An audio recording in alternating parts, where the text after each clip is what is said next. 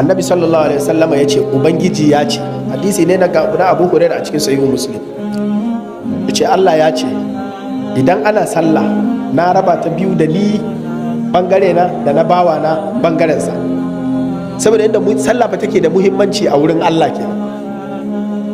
Sallah tana da muhimmanci a wurin Allah ta hanyar da yana ware maka lokaci kullum. Idan ka zo za ka yi sallah sai ya ware lokaci sai ku gana da shi, sai baka appointment. saboda haka kana zuwa in kai Allahu akbar sai Allah ya fara sauraron ka.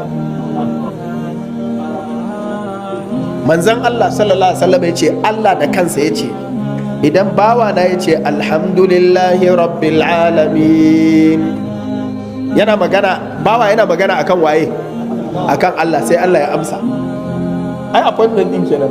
Allah ba zai barka kana ta magana kai kadai yana jinka sai ka gama daga baya amsa maka irin yana dan adam yake ba, kana magana yana amsawa. In ka ce alhamdulillahi rabbil alamin, yabo ya tabbata ga ubangiji na ubangijin halittu, sai Allah ya ce hamadani abdi, bawa na ya yabe ni, don haka naji yabon ka ci gaba. Kana magana Allah yana amsawa.